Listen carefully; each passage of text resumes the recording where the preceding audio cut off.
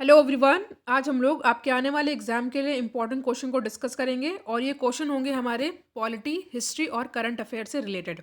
इससे पहले और भी वीडियो चैनल पर ऑलरेडी अपलोडेड है, आप उन वीडियोस को देख लीजिएगा, उनकी प्लेलिस्ट बनी हुई है। और चैनल पर नए हैं तो सब्सक्राइब जरूर करिएगा अगर आपको लगे ये क्वेश्चन आपके लिए हेल्पफुल हैं तो। ठीक है, तो आज का हमारा पहला क्वेश्चन है करंट अफेयर से रिलेटेड है। क्वेश्चन है, निम्नलिखित कथनों में से, यानी कि एक से अधिक भी आंसर हो सकते हैं, मिशन अमृत सरोवर के संबंध में सत्य है। यहाँ पे बात हो रही है मिशन अमृत सरोवर से संबंधित।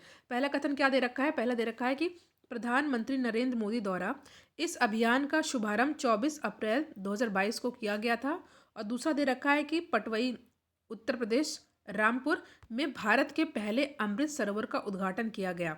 ठीक है, आपको बताना है इनमें से कौन से कथन हैं वो सत्य हैं। तो देखिए यहाँ पे दोनों ही जो दिए हुए स्टेटमेंट दोनों ही सही हैं। तो आपको याद कर लेना है कि यहाँ से आपको अच्छे से याद कर लेना है कि प्रधानमंत्री नरेंद्र मोदी द्वारा इस अभियान का शुभारंभ कब किया गया? 24 अप्रैल 2022 को।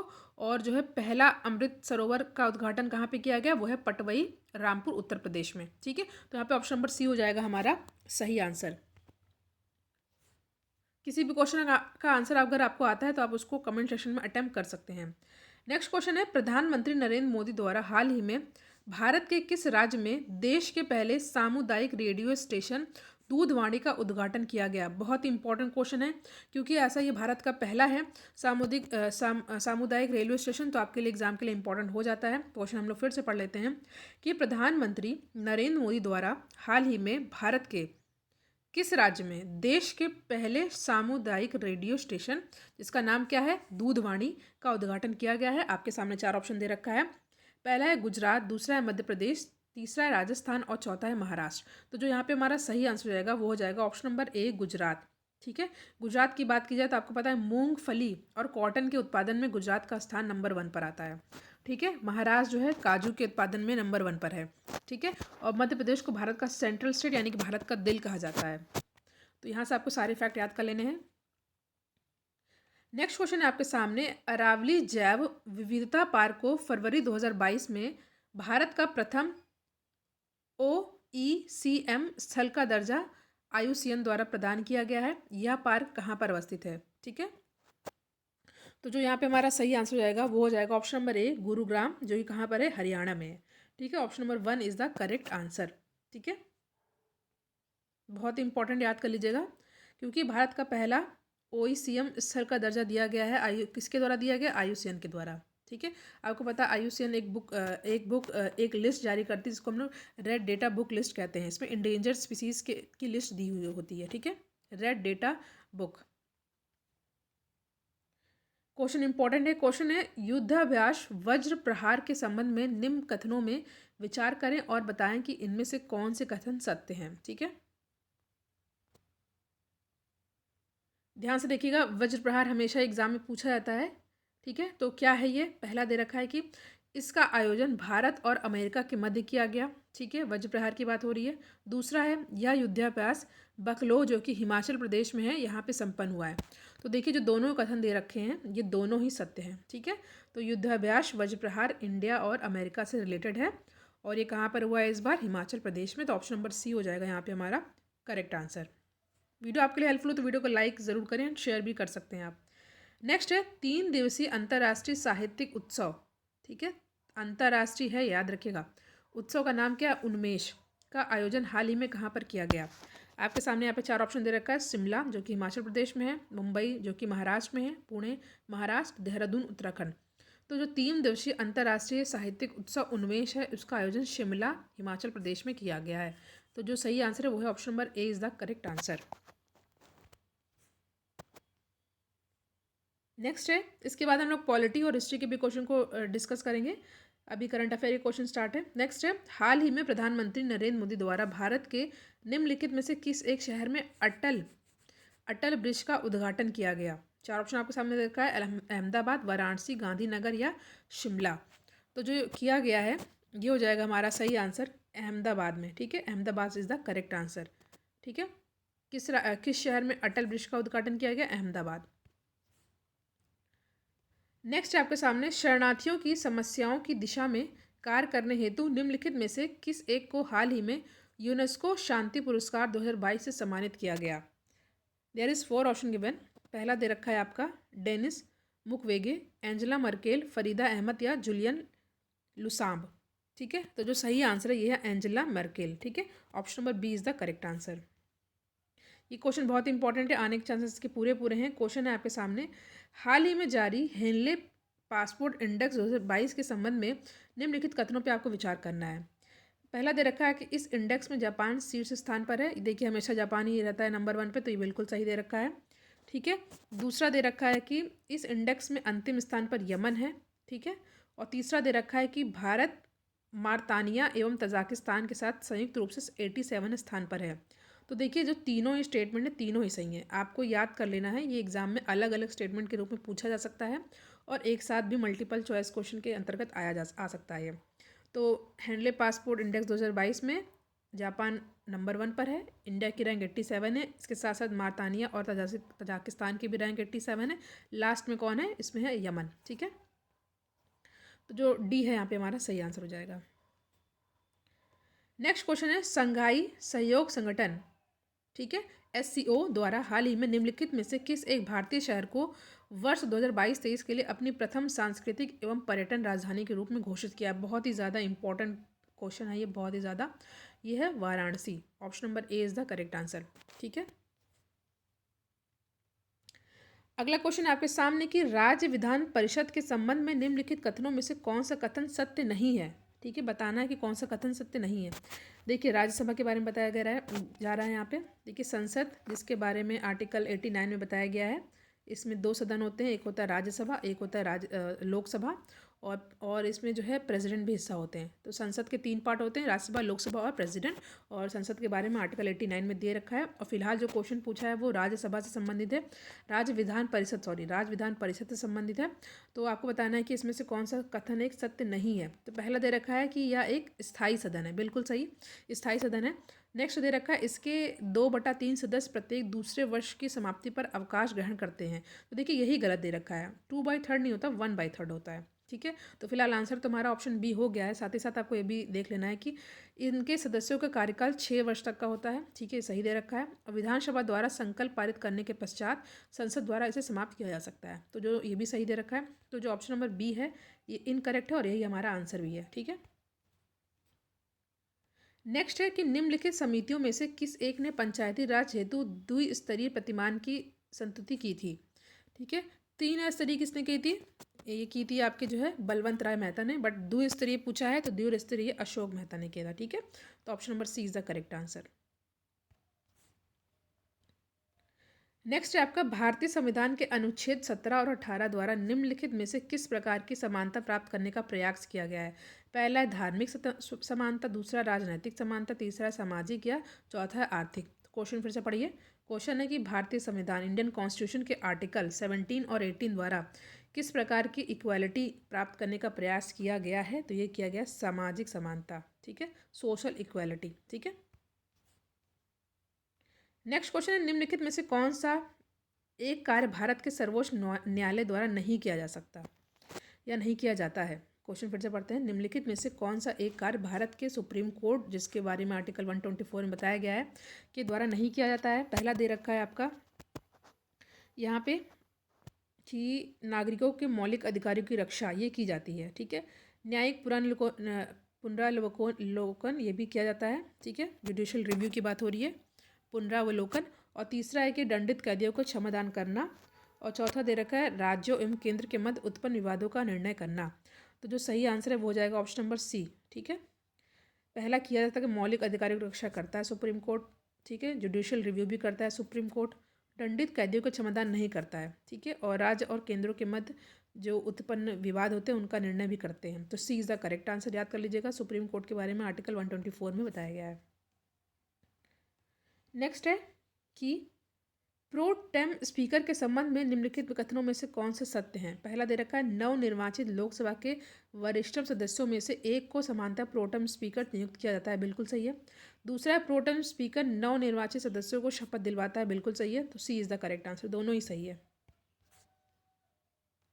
नेक्स्ट क्वेश्चन है, किन अनुच्छेद के अंतर्गत यह विशेष उपबंध किया गया है कि गोवा राज्य की विधानसभा में कम से कम 30 सदस्य होंगे। तो ये है 371 आई। ठीक है, याद कर लीजिएगा, इंपॉर्टेंट है, D is the correct answer.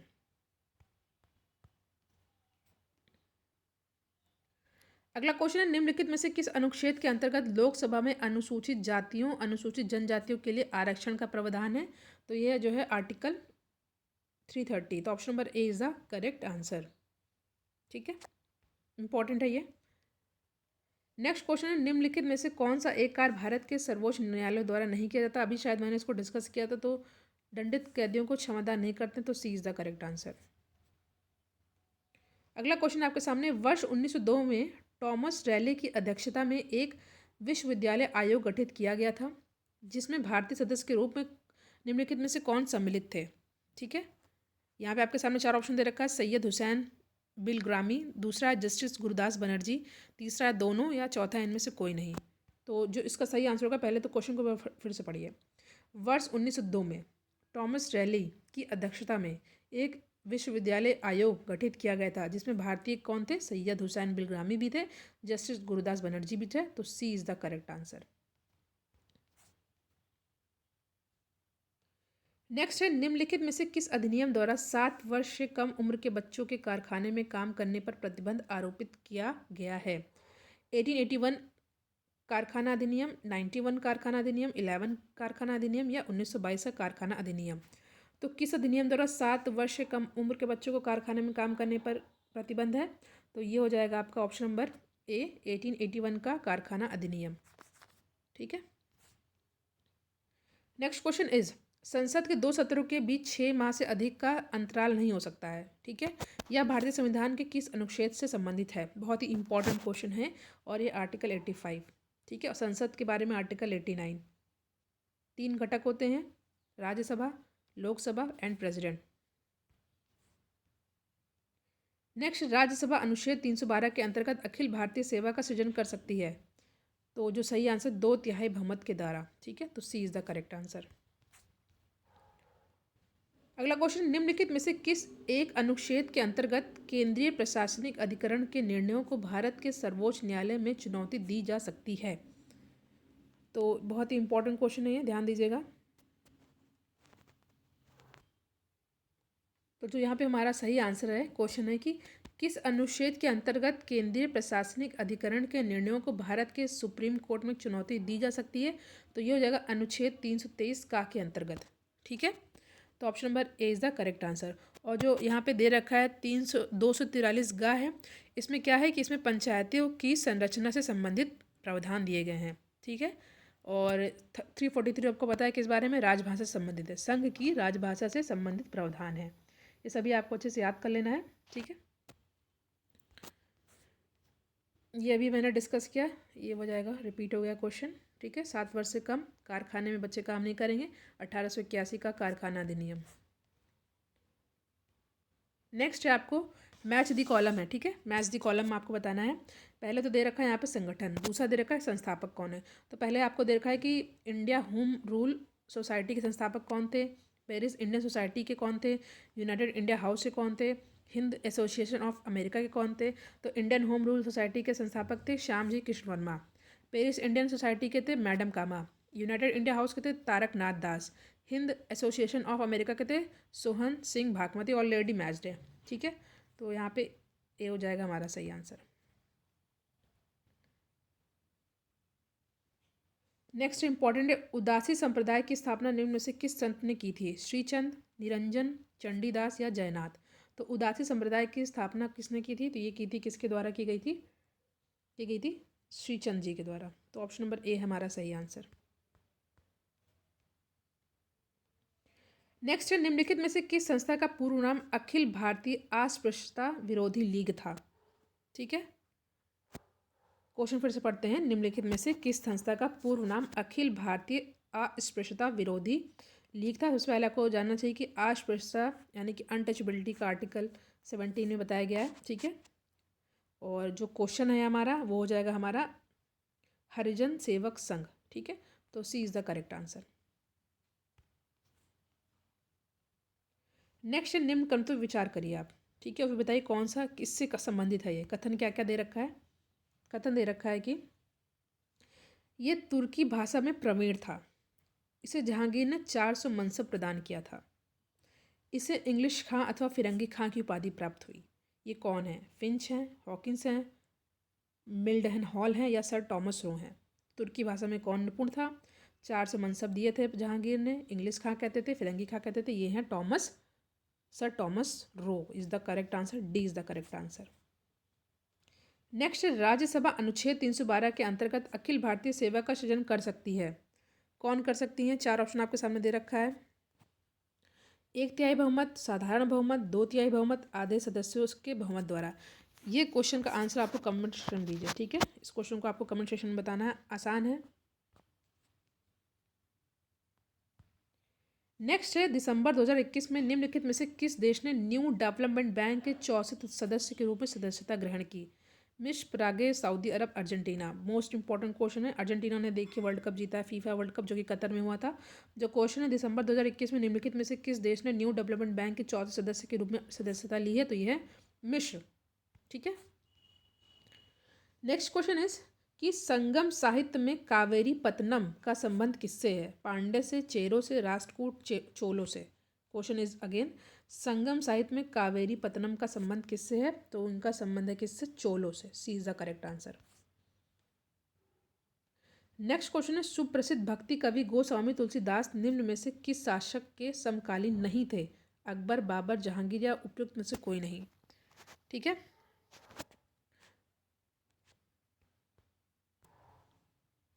तो जो सही आंसर होगा हो जाएगा यहाँ पे हमारा ऑप्शन में भी बाबर, ठीक है। मुगल साम्राज्य के संस्थापक कौन था?